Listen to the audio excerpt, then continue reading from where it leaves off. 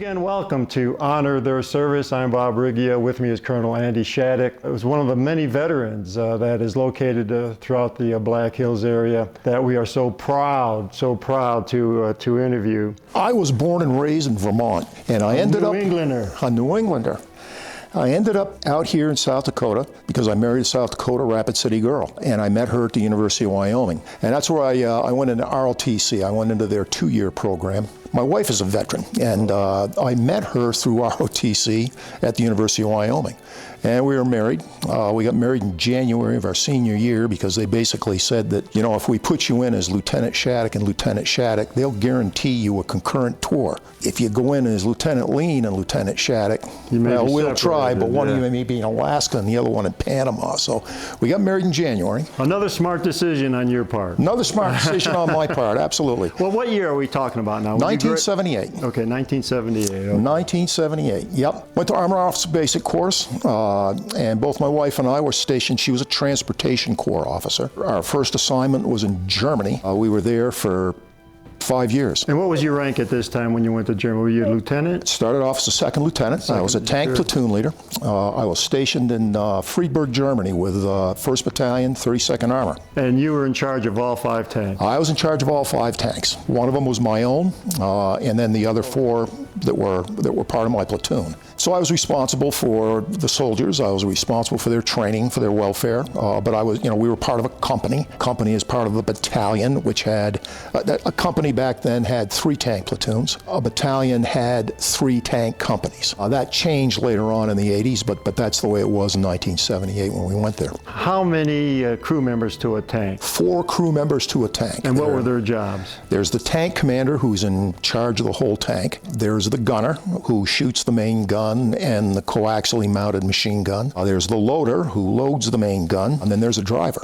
So you were over in Germany, in charge of 4 or 5 Yep, 5 tanks. I was a platoon leader there. From there, I was promoted to first lieutenant, and I became the executive officer or second in command of the tank company. The executive officer's job is to assume command in case the commander is lost, injured, hurt, but in peacetime responsible for the maintenance and supply of the company. From there, I was moved from a company executive officer, tank company executive officer, and I became a battalion S3 Air. The S3 is the operations, training, responsibility of the staff function for the battalion. I would have been responsible for coordinating air support, either helicopter or airstrikes or that type of thing. From there, I became a company commander, all in Germany. That's why I spent 5 years instead of 3. At some point, you had to re-enlist, correct? I mean, you had a 3-year commitment. Yep. You extended that. I did. While I was in Germany, I was asked to go what's called involuntary indefinite, meaning that for all intents and purposes, I became a lifer. Yes. If you will, a career officer. This was the Cold War. 132 Armor was the battalion that Elvis Presley was assigned to. Oh, really? Yes, absolutely. And I met 2 Germans older people who actually remembered him when he was there in the 50s, I believe. So where were you stationed in Germany? A small town by the name of Friedberg, just north of the city of Frankfurt. So still quite a ways from the Iron Curtain at the time? Oh no, we were right there. You were right there. There were 3 primary invasion zones that everybody believed that the Soviets would use if they decided they were going to attack Western Europe. One was the North German Plain to the north. The center one where we were was called the Fulda Gap, and then there was the southern one coming out of Czechoslovakia and the bit of Germany or East Germany at the time that was just north of Czechoslovakia. So we were in the center, the Fulda Gap. We had battle positions on the IGB. We went up there. We were required by regulation to go up at least once a month to review our battle positions. We had it all planned out. Each of my tank crewmen knew where they were going to park their tank, where we were going to dig it in, where the minefields were going to go, all of that in case of war. And your responsibility was to plug that hole? Yes. That was our responsibility. And that was 24/7. That was 24/7, absolutely. You know, we had a Kaserne, is what the German term for it is, or a home base, if you will, for the 3rd Brigade. This was part of the 3rd Armored Division. It was headquartered in Frankfurt along with the U.S. 5th Corps. The 5th Corps' responsibility was the Fulda Gap. 3rd Armored Division was kind of the cork in the bottle, if you will, in the Fulda Gap. Yeah. Behind us was the 8th Mechanized Infantry Division, and then north of us was the German 3rd Panzer Corps, Tank Corps, and then north of them was the British. And you know, I mean, we were stacked all along the border.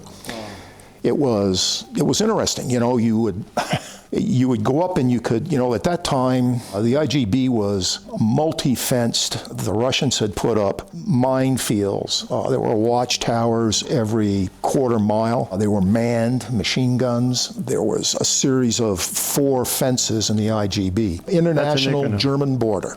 And that would have been the border between West Germany and East Germany. And did you drive your tanks up pretty close to that border? Well, we only did that once, and they only did it a battalion at a time. They were extremely careful. You could drive up, when we went up once every month to review our, and I'll call it, the term that was used was GDP positions, meaning General Defense Plan.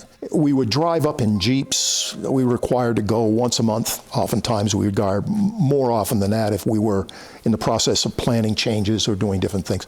Or particularly if you had new personnel come in, you'd have to bring them up within, I think, 2 weeks of their being assigned to your unit. You had to get them up to the GDP and show them where they were going to be, what they were going to do, the routes to get there. Well planned. This is really interesting. It's really impressive as well how well planned this whole thing was. Oh, it was. It was incredibly planned. You had to be extremely careful. The United States government, NATO, had to be extremely careful about how much combat firepower they brought close to the border at one time for fear of spooking the Russians. So anytime there was any major military exercise in West Germany or anywhere close to the border, they would always notify the Russians. Okay, you know, we're going to be doing this training exercise, so don't get nervous. And these are the people that we're going to have do it. And the Russians are supposed to do that to us. They didn't often. Is that right? No, not at all.